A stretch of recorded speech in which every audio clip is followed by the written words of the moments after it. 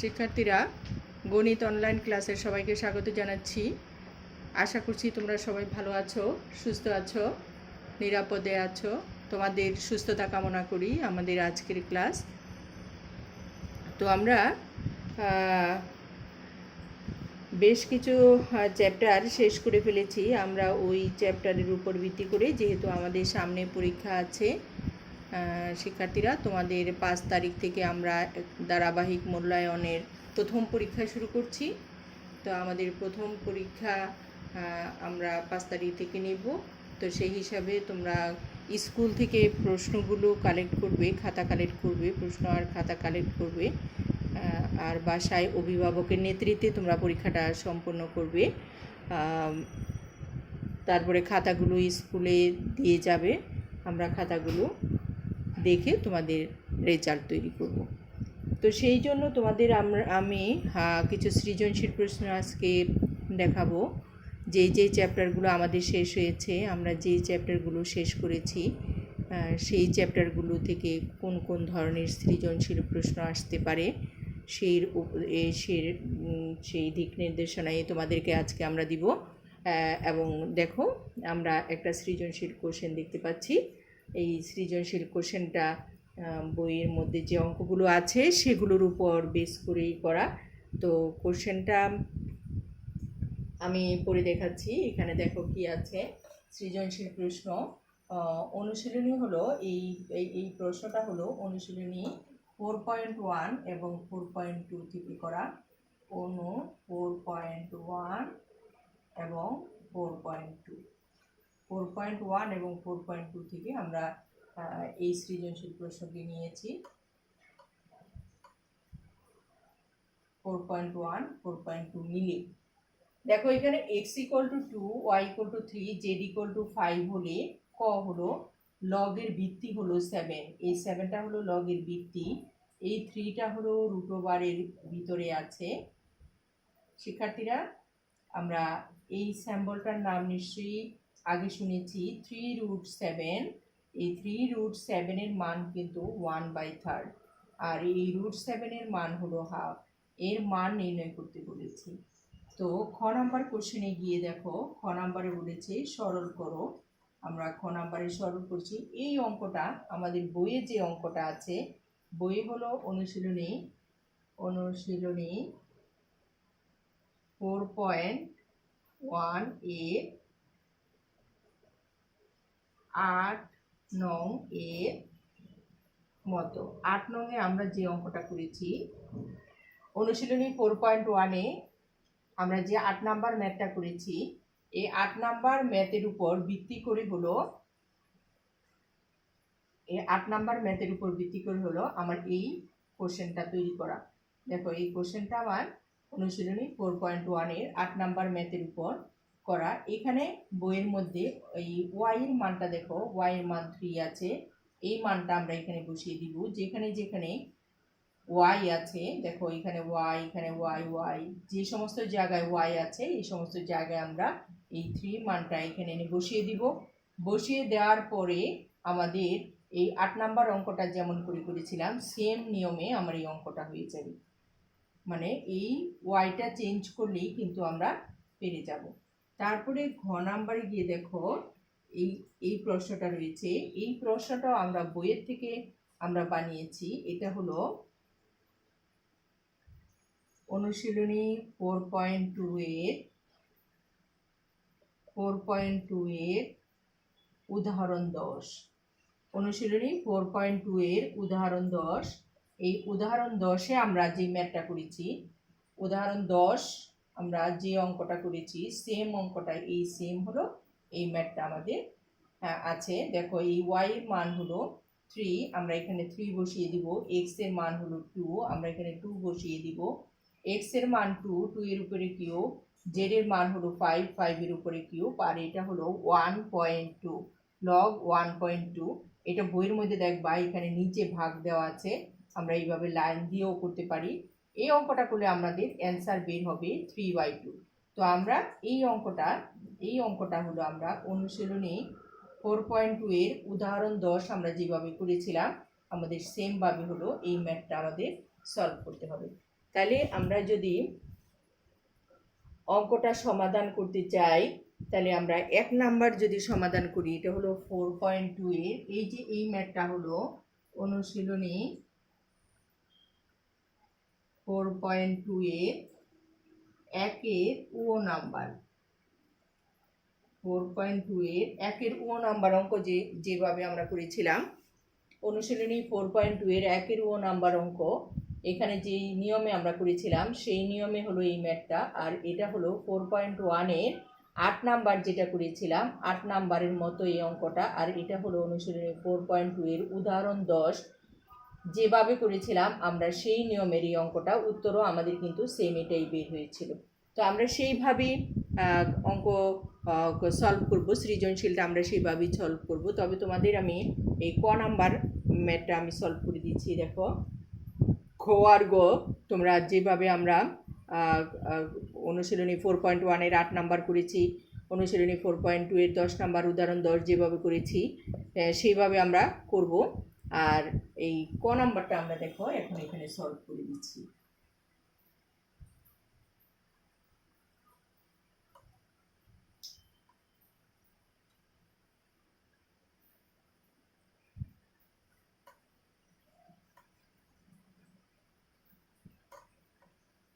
তো দেখো, আমরা ক নাম্বার যদি সলভ করি, আমরা এখানে ক করছি, তাহলে দেখো লগের ভিত্তি হলো 7, লগ এখানে হলো 7 ভিত্তি।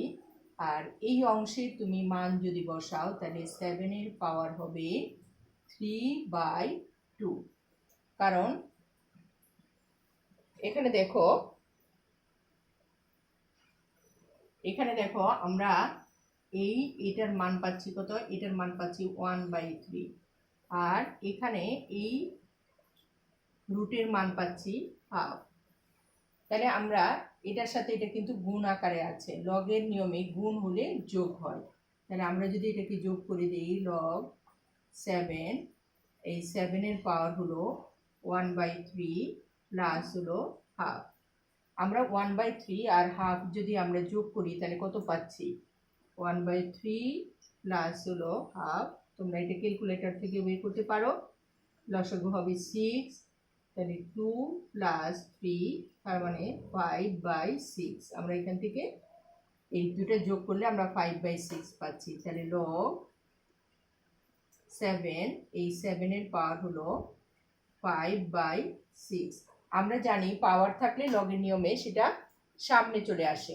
তাহলে 5/6 সামনে চলে আসলো, 5/6 লগ 7/7। এখন ভিত্তি এবং পাওয়ার যদি এক হয়ে যায় তাহলে তার মান কত হয়ে যায়, তাহলে তার মান হয়ে যায় 1। তাহলে 5/6 ইন্টু 1, যেহেতু লগ 7/7 ইকুয়াল টু 1, তাহলে সমান সমান আমাদের কত বের হচ্ছে, উত্তর বের হচ্ছে 5/6। তো শিক্ষার্থীরা, আশা করছি তোমরা এই ক নাম্বার ম্যাথটা বুঝতে পেরেছ। এটার অ্যান্সার বের হয়েছে 5/6, যেহেতু এখানে আমরা যেহেতু log A base A equal to 1, আমরা এই সূত্রটা জানি, আমরা এখানে এই সূত্রটা বসিয়ে দিয়েছি। তো আমাদের ক নাম্বারটা হয়ে গেছে। আর খ আর গ আমরা ওই নিয়মেই আমরা সলভ করে দিব। এবার দেখো, আমরা আরেকটি সিকিউ দেখছি।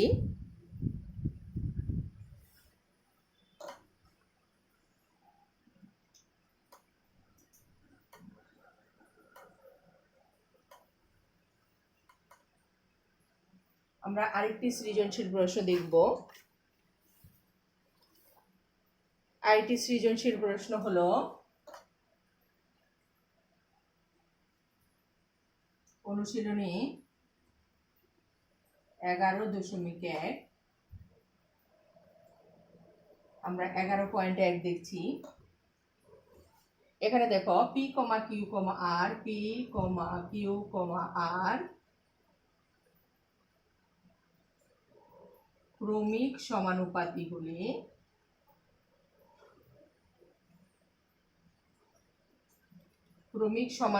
হলে ক নাম্বার কোশ্চেন হলো দেখাও যে P plus Q by Q plus R whole square equal to P by আর।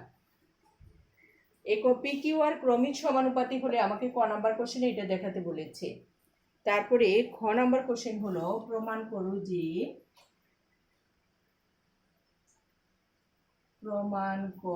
যে p square q square r square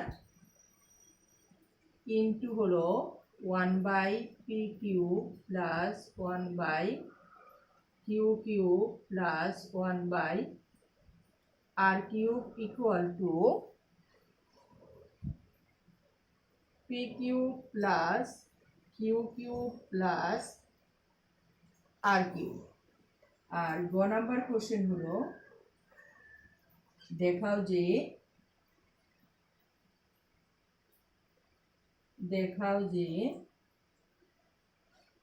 P square plus Q square by q square plus R square equal to p plus q whole square by Q plus R whole square. সম্পর্কটি উদ্দীপকের শর্তকে সমর্থন করে। উদ্দীপকের শর্তকে সমর্থন করে। এই যে উদ্দীপকের শর্তকে সমর্থন করে, উদ্দীপকের শর্ত এ কথার মানে কি? উদ্দীপকের শর্ত, উদ্দীপক হলো P comma Q comma R ক্রমিক সমানুপাতিক। এখানে দেখো, এখানে যে সৃজনশীলটা আমরা দেখতে পাচ্ছি পি কিউ আর ক্রমিক সমানুপাতিক। ক্রমিক সমানুপাতির একটা সূত্র আছে, আমরা জানি ক্রমিক সমানুপাতির সূত্রটা আমরা কি পড়েছিলাম, এবিসি দিয়ে পড়েছিলাম, A by B equal to B by C, অর্থাৎ B square equal to A C. এখানে এ বি সি এর পরিবর্তে দেওয়া আছে হলো পি কিউ আর। তাহলে পি কিউ আর যদি দেওয়া থাকে তাহলে P by Q equal to Q by R. P by Q equal to যদি কিউ বাই আর হয় তাহলে ওখান থেকে আমরা আরেকটা Q square equal to P R এই সূত্রটা পাই। আমরা কি পাই? Q square equal to P R. এই এই এই সূত্রটা আমরা এটাতে ক, খ এবং গ এই তিন জায়গায় আমরা সূত্রটা বসিয়ে দিয়ে আমরা এই ম্যাথটা সলভ করব। দেখো, এই ম্যাথটা আমাদের কিন্তু এই উল্টা দিক থেকেও হয়, অর্থাৎ আমি এখন দেখাবো এই ক্রমিক সমানুপাতি দেখাবো, এই সম্পর্ক থেকে আমরা ক্রমিক সমানুপাতি দেখাবো। আবার ক্রমিক সমানুপাতি যদি দিয়ে বলে যে লেফট সাইড এবং রাইট সাইড প্রমাণ করো, সেটাও কিন্তু আমরা এইভাবে করতে পারি। তাহলে শিক্ষার্থীরা, আমরা কি করব? আমরা দেখছি যে আমাদের এই কোশ্চেনটা, আমাদের খ নাম্বার কোশ্চেনের উত্তর হলো, খ এর উত্তর হলো, খ এর উত্তর অনুশীলনী 11.1-এর 7 নং। 7 নং এ আমরা 7-এর খ, 11.1-এর 7-এর খ নাম্বারে আমরা এটার উত্তর পাবো, 7-এর খ। আর গ নাম্বার কোশ্চেনটা হলো, গ এর অ্যান্সার হবে, গ এর উত্তর হবে অনুশীলনী 11.1-এর 13 নং অঙ্ক। 13 নং এ আমরা এবিসি দিয়ে করেছিলাম, এখানে শুধু পি কিউ আর দিয়ে আছে। এখানে আমরা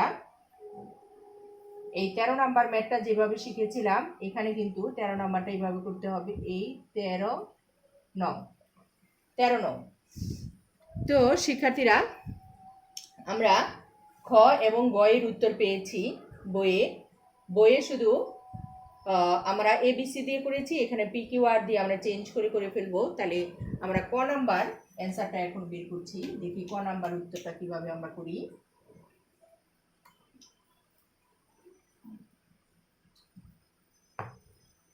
আমরা উত্তর বের করছি ক। আমরা ক করছি যেহেতু P comma Q comma R ক্রমিক সমানুপাতিক, সুতরাং P by Q equal to Q by R. তাহলে Q square equal to P R, এই হলো আমার সূত্র, Q square equal to P R. তাহলে এই Q square equal to P R আমি লেফট সাইডে বসাইয়ে দেখি আমার কি আছে। তাহলে আমরা সূত্র পাচ্ছি কি, পি কিউ আর ক্রমিক সমানুপাতি হলে Q square equal to P R. তাহলে Q square equal to P R, এটা হলো আমার সূত্র। তাহলে লেফট হ্যান্ড সাইড আমরা দেখি, left hand side p plus Q by Q plus R whole square. তাহলে এই হোল স্কোয়ারকে আমরা ভেঙে ফেলি, ভেঙে যদি ফেলি তাহলে আমার কি হবে, P plus Q square by Q plus R square. তাহলে এখানে আমরা সূত্র দিয়ে দিই A square plus 2ab plus B square, নিচেও Q square plus 2qr plus আর স্কোয়ার। এখন দেখো আমরা এখানে Q square equal to P R এই মানটা বসিয়ে দিব। আমরা Q square equal to P R এইটুকু আমাদের জানা আছে, আমরা এই কিউ স্কোয়ারের পরিবর্তে পি আর বসাবো। তাহলে P square plus 2 PQ plus Q square equal to P R বসিয়েছি, নিচে এই P R plus 2QR plus আর স্কোয়ার। এখান থেকে দেখো উপর থেকে আমার কি কমন যাচ্ছে, উপর থেকে আমার পি কমন যাচ্ছে। তাহলে পি কমন গেলে পি প্লাস 2Q প্লাস আর, আর নিচে কি কমন যাচ্ছে, নিচে থেকে আমার আর কমন যাচ্ছে। আর কমন গেলে থাকছে কি দেখো, পি প্লাস এখান থেকে আর চলে গেলে 2Q, এখান থেকে আর চলে গেলে থাকছে আর। তাহলে এটা আমি কেটে দিয়ে দিয়েছি। তাহলে আমি কি পেলাম, পি বাই আর পেলাম, পি বাই আর, যেটা হলো আমার right hand side. Right hand সাইডে আমার পি বাই আর প্রমাণ করতে বলেছি। তাহলে left hand side equal to right hand side, that's আমার প্রুভড হয়ে গেল। ঠিক আছে, তাহলে ক নাম্বার ম্যাথটা আমরা করে ফেললাম, আর খ আমাদের সেম নিয়মে শেষ হয়ে যাবে। শিক্ষার্থীরা তাহলে ভালো থাকবে, সুস্থ থাকবে, তোমরা সৃজনশীলগুলো ভালোভাবে প্র্যাকটিস করবে এবং সবাই পরীক্ষায় অংশগ্রহণ করবে। সবার সুস্থতা কামনা করছি। আল্লাহ হাফেজ।